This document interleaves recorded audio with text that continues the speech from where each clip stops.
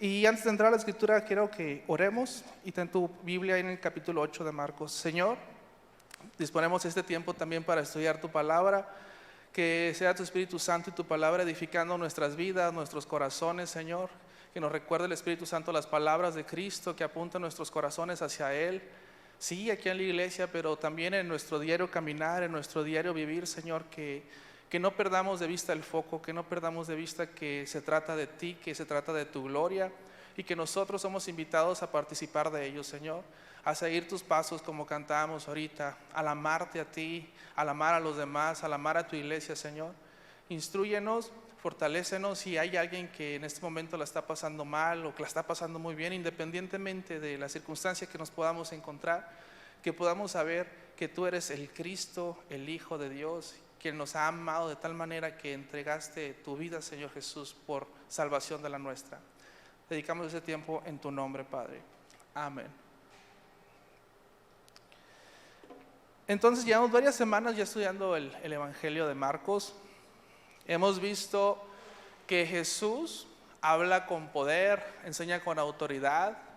Él cuando enseña dice, mas yo ahora les digo. Hemos visto que Jesús ha liberado a personas de espíritus inmundos.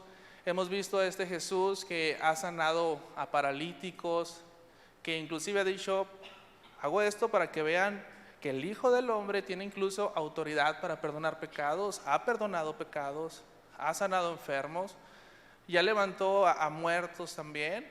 Y José ha venido diciendo, ¿sabes qué? Ha hecho grandes cosas Jesús y los discípulos aún no entendían.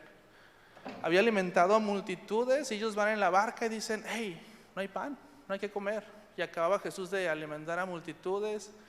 Y en el capítulo 8, en los versículos del 22 al 26, nos narra un milagro más de Jesús, el evangelista Marcos, y nos dice que hay un milagro progresivo. ¿Se acuerdan de la sanidad de este ciego de Betsaida? Que Jesús hace algo en él y le pregunta, ¿ves? Y dice, pues veo árboles como que se mueven, como si yo me quitara los lentes, casi no veo. Pero el Señor sigue obrando y termina la obra que está haciendo en el ciego y ve. Y José daba un spoiler y leía los versículos que vamos a leer ahorita y decía, algo así está pasando con los discípulos. No han visto todavía quién es Jesús, pero las vendas se van a empezar a caer. Y esta sección que vamos a empezar es una sección que está entre el capítulo 8 y el capítulo 10. Hoy acabamos de leer el ciego de Betsaida y en el capítulo 10 va a terminar con el ciego Bartimeo, gritándole, diciendo, Hijo de David, ten misericordia de mí. Y en este ínter de estos dos capítulos, el Señor Jesús va a revelar su identidad, quién Él es, pero también va a revelar su misión, qué es lo que Él viene a hacer, lo que Él vino a hacer. Así que vamos a leer las escrituras en el capítulo 8, versículo 27 al 38. Dice, salieron Jesús y sus discípulos por las aldeas de Cesarea de Filipo, y en el camino preguntó a sus discípulos diciendo, ¿quién dicen los hombres que soy yo? Ellos respondieron, unos Juan el Bautista, otros Elías y otros algunos de los profetas. Entonces Él les dijo, ¿y vosotros quién decís que soy? Respondiendo Pedro le dijo, tú eres el Cristo.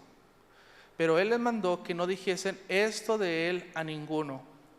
Y comenzó a enseñarles que le era necesario al Hijo del Hombre padecer mucho y ser desechado por los ancianos, por los principales sacerdotes y por los escribas, y ser muerto y resucitar después de 3 días. Esto les decía claramente. Entonces Pedro le tomó aparte y comenzó a reconvenirle. Pero él, volviéndose y mirando a los discípulos, reprendió a Pedro, diciendo, quítate de delante de mí, Satanás, porque no pones la mirada en las cosas de Dios, sino en las de los hombres. Y llamando a la gente y a sus discípulos, les dijo, si alguno quiere venir en pos de mí, niéguese a sí mismo y tome su cruz y sígame. Porque todo el que quiera salvar su vida la perderá, y todo el que pierda su vida por causa de mí y del Evangelio la salvará. Porque ¿qué aprovechará al hombre si ganare todo el mundo y perdiere su alma? ¿O qué recompensa dará el hombre por su alma? porque el que se avergonzare de mí y de mis palabras en esta generación adúltera y pecadora, el Hijo del Hombre se avergonzará también de él cuando venga en la gloria de su Padre con los santos ángeles. Muy bien, les decía que está esta sección entre el capítulo 8, el ciego de Betsaida, el capítulo 10, el ciego Bartimeo, clamando: Hijo de David, ten misericordia de mí. Y aquí vemos a Pedro diciendo: tú eres el Cristo. Y Jesús revelando su misión: vengo a sufrir. Y más adelante, voy a spoilearlos también como José, más adelante Jesús va a decir otra vez que va a sufrir, y los discípulos ahora van a estar peleando entre ellos para ver quién es el mayor entre ellos. Y Jesús más adelante va a volver a decir que tiene que sufrir, pasar la muerte y resucitar al tercer día. Y dos de sus discípulos están diciendo: pues yo quiero estar a tu derecha, yo a tu izquierda. Las miradas muy diferentes a lo que Jesús estaba viendo. Jesús haciendo la voluntad del Padre, y los discípulos, como en muchas ocasiones nosotros, teniendo las miradas en las cosas terrenales, en mi conveniencia, en lo que a mí me puede servir en el instante, en el ya, en el ahora. Y empieza el evangelista diciendo, poniéndonos en un lugar. Versículo 27 dice: Jesús y sus discípulos salieron a las aldeas de Cesarea de Filipo, y en el camino preguntó a sus discípulos diciéndoles: ¿quiénes dicen los hombres que soy yo? Cesarea de Filipos era una ciudad importante, tenía un dios pagano, el dios, ¿cómo se llamaba?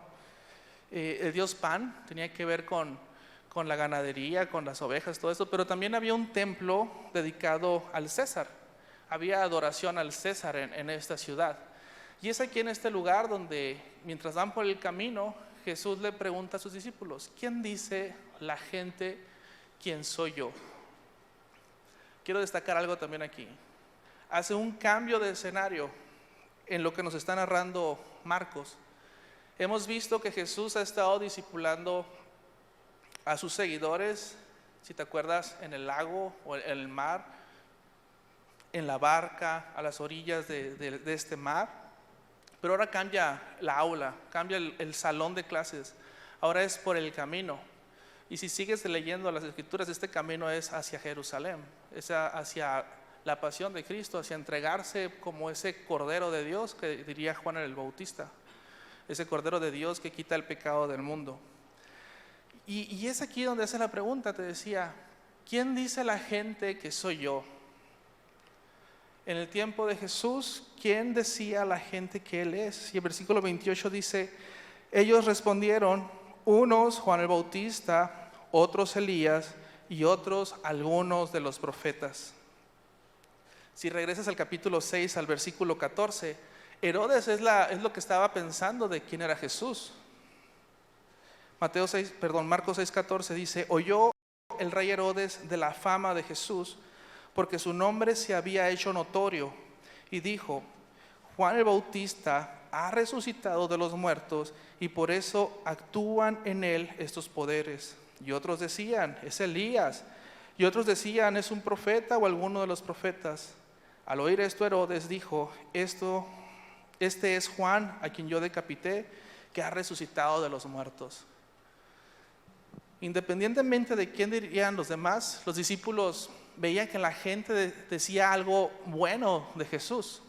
Pues te comparan dicen que eres Juan el Bautista, Elías, alguno de los profetas. Pero si le hubieran preguntado a su familia de sangre, si recordarás más anteriormente, querían llevarse a Jesús, decían: no, está fuera de sus casillas, está loco, como que se avergonzaban de él. Si le preguntáramos a los fariseos, no, quiere acabar con las tradiciones, va en contra de la tradición, está destruyendo nuestro sistema religioso. Y en la actualidad, ¿qué puede decir las personas quién es Jesús? Te voy a decir algunas de las respuestas que me han dicho. ¿Es un cuento de hadas? ¿Es un hippie buena onda? ¿Es un buen maestro que la historia lo ha registrado? Y puede haber muchas definiciones afuera de quién es Jesús, así como lo había en este momento. Si regresamos al capítulo 8, y el versículo 29 dice: entonces Él les dijo: ¿y vosotros quién decís que soy yo? Respondiendo Pedro dijo: tú eres el Cristo. Pero él les mandó que no dijesen de esto nada a ninguno. Con estas dos preguntas Jesús empieza a enseñarles en esta sección. ¿Quién dice la gente que soy yo? Pero luego lo lleva al otro ámbito, al ámbito personal. Y ahora ustedes, ¿quién dicen que soy yo? ¿Cuál es la identidad? ¿Cuál es mi identidad según ustedes? Para Herodes, pues Herodes ya lo había dicho. Herodes dijo, no, este es Juan el Bautista. Yo lo decapité, pero el espíritu de Juan el Bautista vino sobre él. Y Jesús les pregunta, ¿ustedes quién dicen que yo soy? ¿Te acuerdas cuando van en la barca los discípulos? Está la tormenta, Jesús está dormido plácidamente. Es en el capítulo 4, a partir del versículo 35. Esta cena, fíjate lo que dicen los discípulos.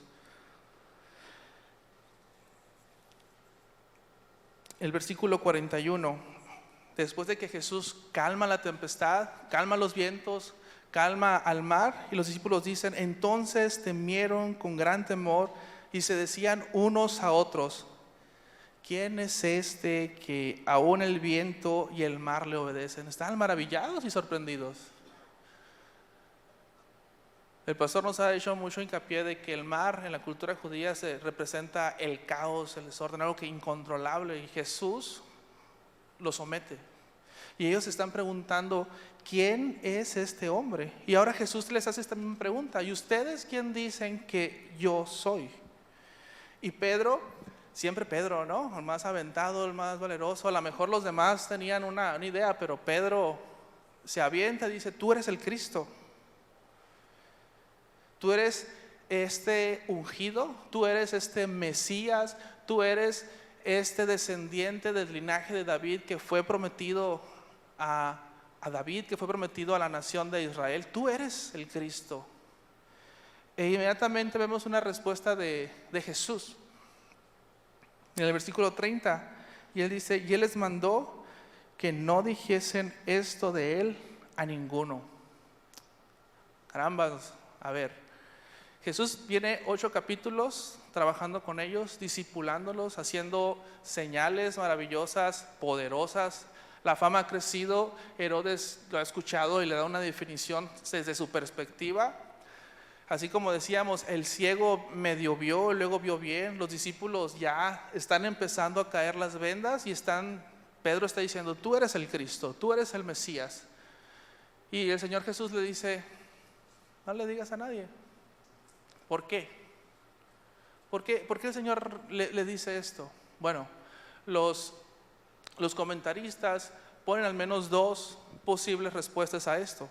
Por un lado, estamos en Cesarea de Filipo, hay adoración a César como Dios, como el Supremo, y imagínate que empieza Pedro y los discípulos a hablar de que hay un nuevo rey, de que pues ya se va a acabar el imperio, porque para la cultura israelita, los judíos en ese tiempo estaban esperando al Mesías, libertador, con brazo fuerte, y desde la perspectiva de Pedro veía a Jesús, somete el viento, somete al mar, somete a espíritus inmundos, levanta muertos, sana a los enfermos.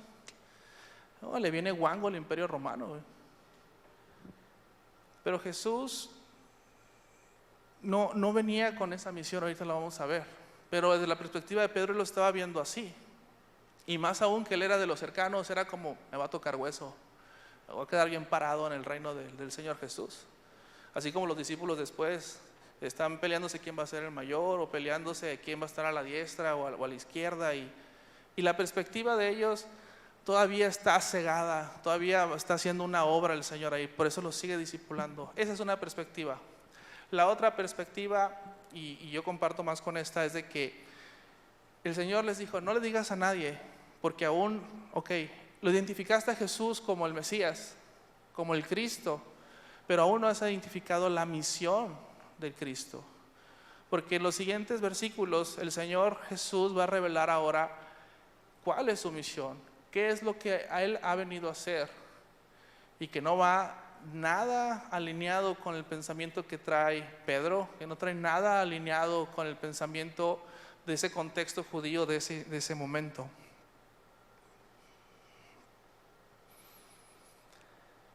El versículo 31, Jesús arroja esta bomba que te digo y dice, y comenzó a enseñarles que le era necesario al Hijo del Hombre padecer mucho y ser desechado entre los ancianos y por los principales sacerdotes y por los escribas y ser muerto y resucitar después de 3 días. Jesús dice su misión: Pedro, eres el Cristo, no le digas a nadie. Y Jesús dice, le era necesario al Hijo del Hombre. El Hijo del Hombre es un título que Jesús toma para sí. Ya lo vimos antes cuando dijo, para que vean que el Hijo del Hombre tiene poder aún para perdonar pecados. Y ahora dice, el Hijo del Hombre es necesario que vaya a padecer mucho y desechado por los ancianos, por los principales sacerdotes, por los escribas, y ser muerto y resucitar en 3 días. Está hablando de ese sufrimiento, está hablando de su muerte, pero la historia no queda ahí. Está hablando de su resurrección, de su victoria. Si me acompañas a Isaías 53.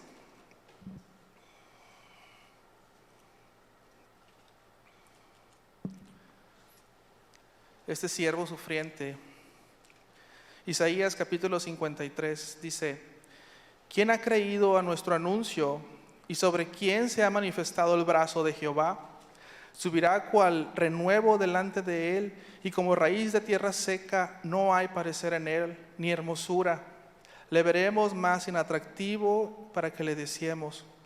Despreciado y desechado entre los hombres, varón de dolores, experimentado en quebranto y como que escondimos de él el rostro, fue menospreciado y no lo estimamos. Ciertamente llevó él nuestras enfermedades y sufrió nuestros dolores, y nosotros le tuvimos por azotado, por herido de Dios y abatido. Mas él herido fue por nuestras rebeliones, molido por nuestros pecados. El castigo de nuestra paz fue sobre él, y por sus llagas fuimos nosotros curados.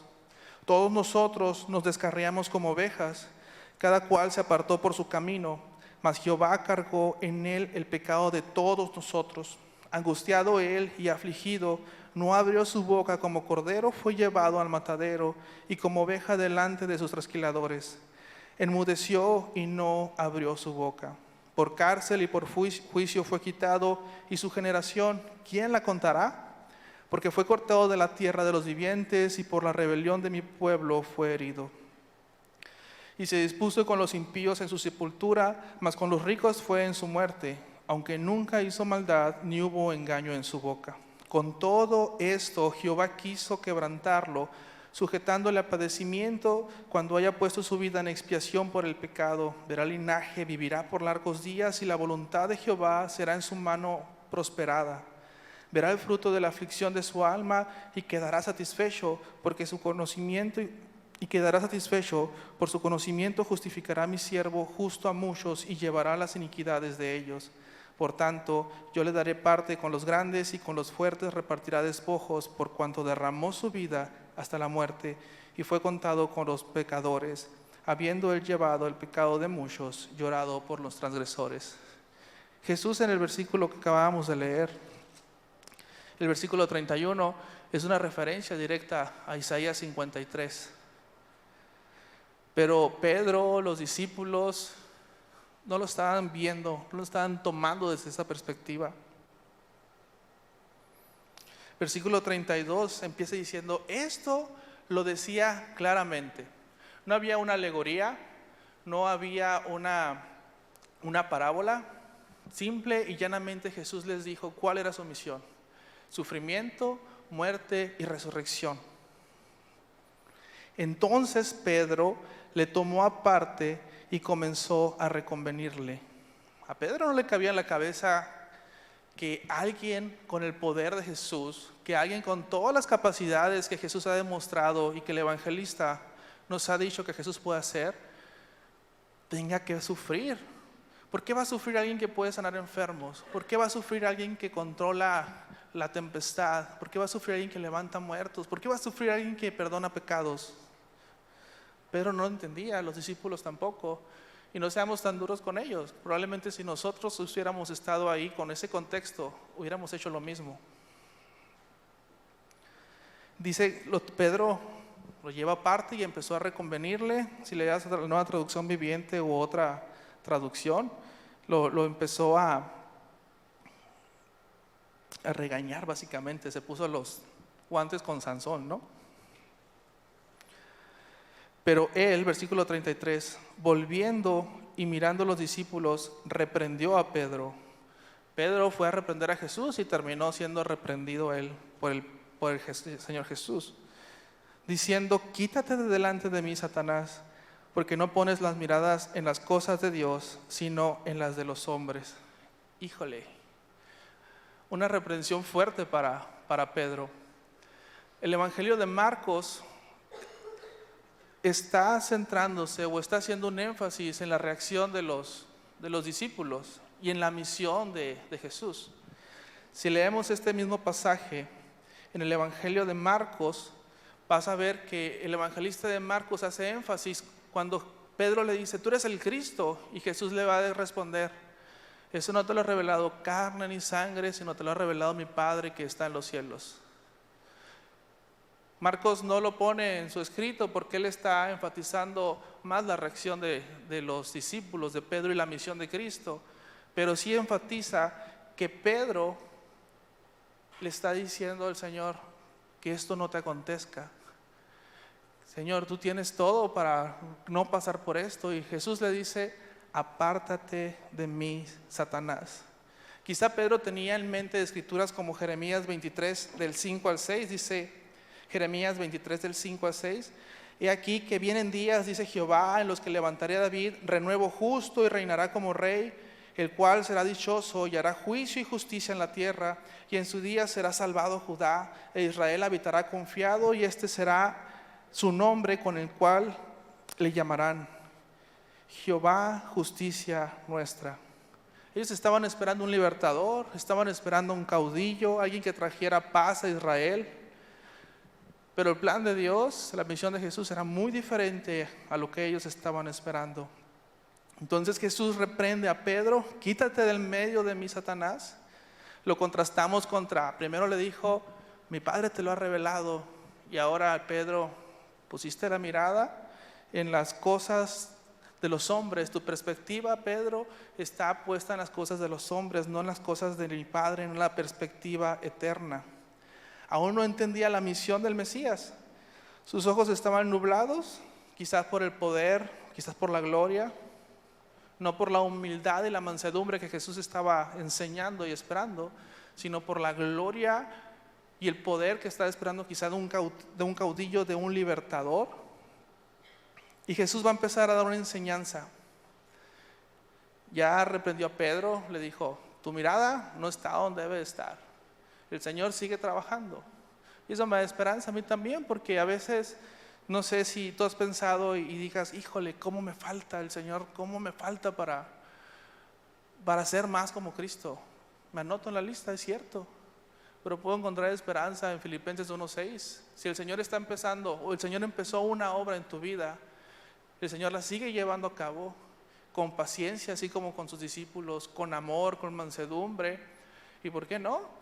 También con disciplina, porque tienes que corregir cosas y también está ahí la disciplina, pero porque el Señor te está formando y me está formando más a la imagen de su Hijo, y Él va a concluir esta obra cuando Él venga, cuando estemos en gloria con Él. Versículo 34, llamando a la gente y a sus discípulos, les dijo, si alguno quiere venir en pos de mí, niéguese a sí mismo y tome su cruz y sígame. Si alguno quiere venir en pos de mí, niéguese a sí mismo, tome su cruz y sígame. En el primer capítulo del Evangelio de Marcos, cuando está Simón y su hermano lavando las redes, Jesús les hace la primera llamada, por decirlo de una forma, y les dice, vamos para allá, capítulo 1 de Marcos, Versículo 16 dice: andando junto al mar de Galilea, vio a Simón y a Andrés su hermano que echaban la red en el mar, porque eran pescadores. Y les dijo Jesús: venid en pos de mí, y los haré pescadores de hombres. Los llamó y les dijo: vengan en pos de mí. Y ahora está haciendo una invitación más amplia, está haciendo una invitación y está acotando los términos de ser un discípulo de Jesús. Si alguno quiere ser mi discípulo, si alguien quiere venir en pos de mí, niéguese a sí mismo, después tome su cruz y entonces sígame. Negarse a sí mismo, la Nueva Traducción Viviente lo pondría como: abandona tu manera egoísta de vivir. Abandonar mi manera egoísta de vivir. No pide que abandone algo para mí mismo, sino que niegue el yo, me niegue a mí mismo. Por ejemplo, en México, en la tradición, piensa en Semana Santa. Tradicionalmente nos negamos a nosotros una cosa, la carne a lo mejor, si tú lo haces o la tradición allá afuera lo hace. Cuando Jesús está hablando aquí, no se está refiriendo a esto, se está refiriendo al yo. Y como en todo, Jesús nos da un ejemplo. Vete a la imagen de Jesús orando en Getsemaní, mientras está sudando ese como gotas de sangre. En Lucas 22:42, parafraseando por el tiempo, dice: si es posible, Señor, que pase de mí esta copa, la copa de la ira de Dios, pero dice: no se haga mi voluntad, sino la tuya. Negarse a sí mismo es rendir tu voluntad, rendir mi voluntad por Cristo. Rendirnos a como Juan el Bautista decía: yo tengo que menguar, mi yo tiene que desaparecer, bajar, y que su nombre crezca, que Jesús crezca y que David mengue, que Jesús crezca y tu yo mengue, sea menor, que Jesús sea más grande. Después dice: toma tu cruz. La cruz en la actualidad, a lo mejor tú traes una cruz en una cadenita, algunos se tatúan la cruz, otros en el carro traen un pescadito y una cruz, en tu casa puedes tener alguna cruz. Tenemos la cruz roja, pues significa algo bueno ahorita, esperanza o salud. En el tiempo, en el contexto de Jesús, la cruz era un artefacto de muerte. La cruz era una herramienta perfeccionada por los romanos para causar el mayor dolor posible en una ejecución. Entonces Jesús está diciendo que tiene que sufrir, y Jesús está diciendo que los que lo van a seguir tienen que ir con una cruz. Es como de locos, es como si ahorita te dijeran: ¿quieres seguir a Cristo? Toma tu silla eléctrica todos los días y sigue a Cristo. Un lugar de ejecución. Pero el contexto es el morir a ti mismo, el sacrificar el yo por Cristo. En la cultura mexicana pensamos a lo mejor: no, mi cruz son mis hijos, mi cruz es mi esposa, mi cruz es mi suegra. No es algo con lo que tengas que batallar toda tu vida, por decirlo de una forma. Es que tú te sacrificas, que tú mueres, que yo muero a mí mismo por amor a Cristo, para que Cristo sea moldeado en mí, para que Cristo moldee mi carácter, para que Cristo crezca en mí. La cruz, aparte de ser un aparato de muerte, era algo de vergüenza, de oprobio, Pablo diría de locura. Primera de Corintios 1:18, Pablo dice: la cruz es locura. En Primera de Corintios 1:23 dice que la cruz es un tropezadero para los judíos y dice que es locura para los gentiles. Y el primer judío que tropezó con la cruz fue Pedro. Señor, que esto no te acontezca. Era algo demasiado extravagante, por decirlo de una manera, en el tiempo de Jesús. Y Jesús está diciendo: ¿quieres venir en pos de mí? ¿Quieres caminar como yo camino? ¿Quieres seguir el camino que yo te estoy mostrando?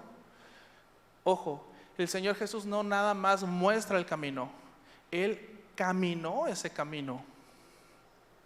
Si vamos a Filipenses 2, Pablo lo pone de manifiesto a partir del versículo 5.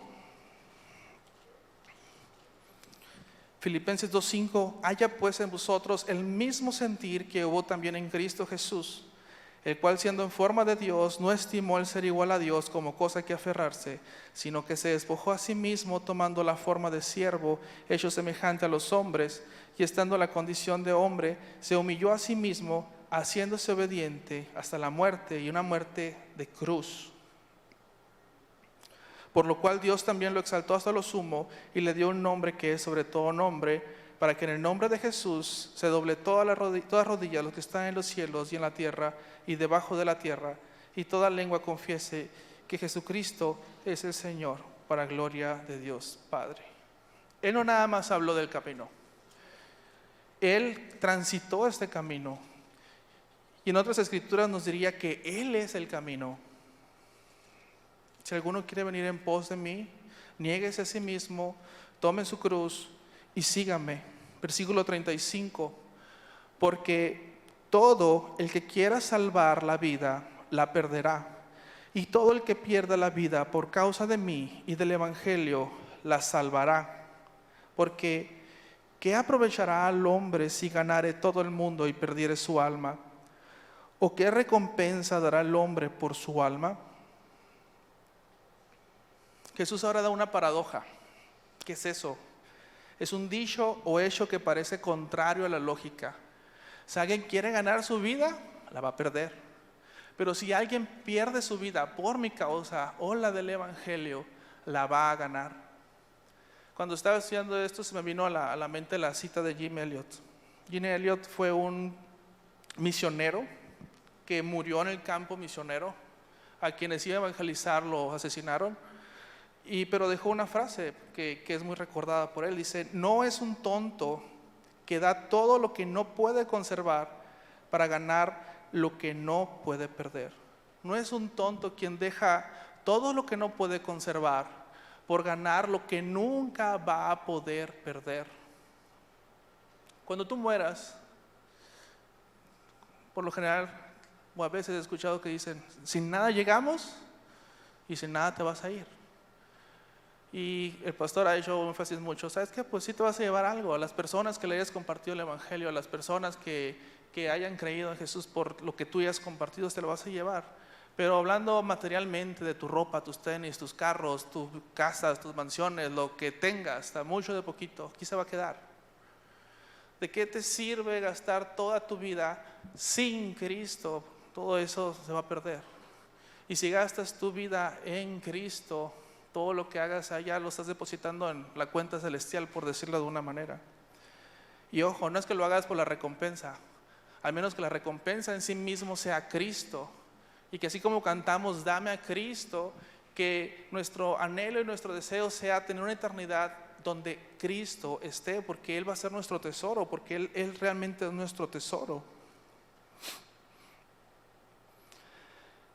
En Lucas capítulo 12, versículo 19, 21, se está narrando la historia de un rico insensato que almacenó para sí riquezas, derribó graneros para hacer más graneros, para tener más, y se dice a sí mismo, ahora sí, alma mía, descansa, tienes tanto que puedes dejar de hacer todo lo que te esmeraste toda tu vida, tienes mucho más y de sobra. Y Dios le contesta, necio, esta misma noche han venido a pedir tu alma. ¿Y quién se va a quedar con todo lo que tú produjiste? Es una advertencia que se nos da también.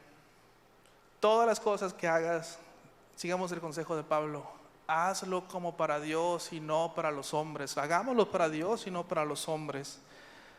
Porque ¿qué aprovechará el hombre si ganare todo el mundo y perdiere su alma? ¿O qué recompensa dará el hombre por su alma? El único que ha pagado o que ha podido pagar la deuda que un alma tenía o que las almas tenemos ante Dios ha sido este Cordero de Dios. Ha sido quien ha podido reconciliar al mundo con el Padre por medio de su sacrificio. Pero tú y yo no tenemos nada en nosotros mismos, no tenemos esta capacidad. Somos totalmente dependientes de Dios. Y el llamado que Jesús ha hecho: si alguno quiere venir en pos de mí, niéguese a sí mismo, tome su cruz y sígame. Decirlo es fácil, vivirlo, aplicarlo, llevarlo más allá de estas cuatro paredes. Necesitamos tener esta relación cercana de Cristo. No ser seguidores de lejecitos y ver a Jesús allá a lo lejos, sino estar cerquita, estar cerca de Jesús. Que si asumimos que estamos leyendo la Biblia aquí y en casa, que eso lo practiquemos, que se haga verdad y vida en nosotros, el seguir a Cristo. Y el versículo 38 es una exhortación final, que Jesús dice: porque el que se avergonzare de mí y de mis palabras en esta generación adúltera y pecadora, el Hijo del Hombre se avergonzará también cuando Él venga en la gloria de su Padre con los santos ángeles. ¿Por qué habla de si alguno se avergonzare de mí? Lo acabamos de ver, la cruz era un lugar de oprobio y de vergüenza. Y Pablo está diciendo: para la gente es locura. Es más, Pablo en una ocasión dijo: yo no me avergüenzo del evangelio porque es poder de Dios para salvación. Aun cuando había tanto culturalmente para avergonzarse de una cruz, Pablo dice: esta es mi gloria. Y es más, somos llamados tú y yo a tomar nuestra cruz, para morir al yo, para morir a nosotros mismos, y que ahora sí sea Cristo formándonos a nosotros. Si Cristo Jesús, imagina, hubiera venido al mundo como un hombre poderoso, opulento, vestido con gloria y honor terrenal, Él hubiera tenido multitudes de partidarios, pero la mayoría hubieran sido hipócritas, solo conveniencia. La cruz es locura para el mundo. Lo fue en la historia y lo es en la actualidad. ¿Cómo puedes creer? Te pueden cuestionar a alguien que murió en una cruz al lado de dos criminales. Voy a pedir a los muchachos que pasen. Si tú puedes responder la pregunta: ¿quién es Cristo? Como Pedro, y decir, ¿quién es Jesús? Y decir, pues es el Cristo.